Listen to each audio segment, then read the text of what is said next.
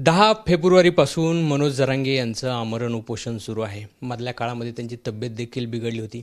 अजूनही त्यांचं सलाईनवरती उपोषण सुरूच आहे. जोपर्यंत अंमलबजावणी होत नाही तोपर्यंत आपण मागे हटणार नाही असंच त्यांचं म्हणणं आहे. मात्र या सगळ्या परिस्थितीमध्ये त्यांचा घरपरिवार जो बऱ्याच दिवसापासून चिंतेत आहे की मनोज जरांगे पाटील यांची जी तब्येत मधल्या काळात खालावली होती त्याबद्दल.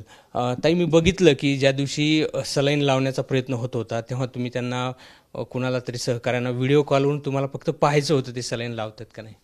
हो, मी अगोदर ते ते टाकून देत होते तर मला भीती वाटत होती. मग त्यांच्या सोबतच्यालाच मी असं व्हिडिओ कॉल दुसऱ्यांच्याच मोबाईलवरून केला आणि बघितलं ते सलाईन चालू होती. पण काळजी आणखी नाही, नुसती सलाईनवर माणूस आणखी म्हणजे किती दिवस सलाईन अशी चालू शकते. पण सरकारने जर लवकरात लवकर अंमलबजावणी केली तर जेवण लवकर करतील, उपोषण लवकर मागे घेतील. चौथं उपोषण आहे, अर्थात त्यांच्या तब्येतीवरती परिणाम होतो. ह्या सगळ्या अवस्थेतून तुमचा परिवार कसा जातो बरं? सगळं घरात ते चर्चा होतच असेल याबद्दल सगळी. खूप दुःख वाटतं, कारण आपण जेवतो पण आपला माणूस तिथं उपाशी जेवायला ताट वाढून घेतलं तर त्यांचं लक्ष येतं. त्यासाठी घरातले कुणीच जेवत नाहीत. मी बघतो की थोडंसं असं एकदम उदासीनता असते याबद्दल आपल्या घरात सगळ्या. हो, कारण घरातला मोठा माणूस जो करता माणूस असतो तोच घरी नसल्यामुळे प्रत्येकाला जेवणाचा घास जात नाही. मला सांग की ही सगळी अवस्था घरामध्ये जेव्हा आपण आता त्यांच्यानंतर तूच एक कुटुंब प्रमुख म्हणून वावरतोय, हे सगळ्या परिस्थितीला कसं हँडल करतो बरं? आता बहिणींना कसं समजावतो, आईला कसं समजावतो? त्यांना सांगत असतो की आपल्या पप्पा लवकरच विजय घेऊन येणार आहेत, त्याच्यामुळे काळजी करायचं काही टेन्शन नाही.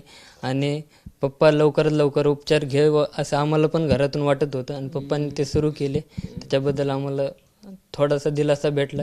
पण सरकारने लवकरात लवकर गांभीर्याने घेऊन पप्पाचं उपोषण सोडून मराठा समाजाला आरक्षणाची अंमलबजावणी करायला पाहिजे. मध्ये तुमचा काही संपर्क, फोन वगैरे असे काही माहिती घेत होतास?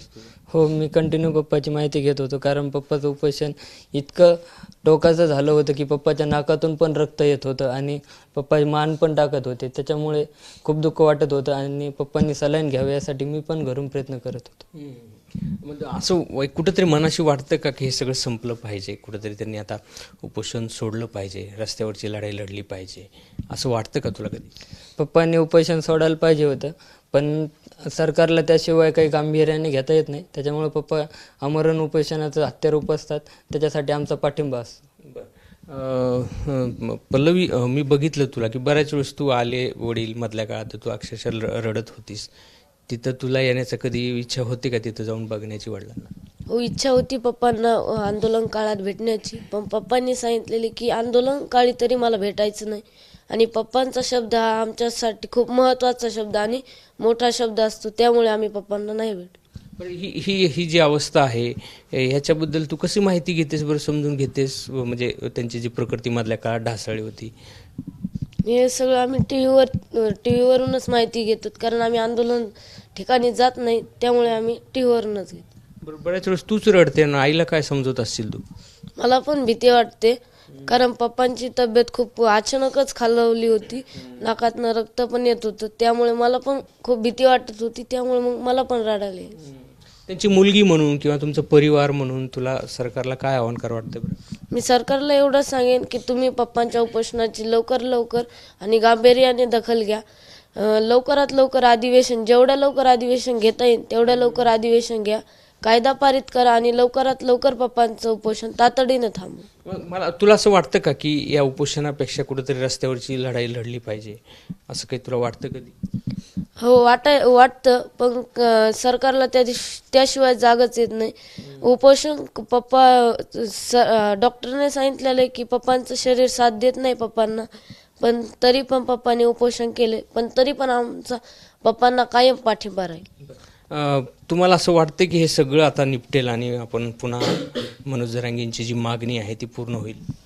सरकारने जर लवकरात लवकर अंमलबजावणी केली तर हे निपटेन, कारण एकच लढाई मराठा आरक्षण. गेल्या कितीतरी वर्षापासून मराठा आरक्षणासाठी खूप जण लढले, पण असं वाटतं आता तरी यश येईन की आपल्या मराठा समाजाला आरक्षण नक्की मिळेल.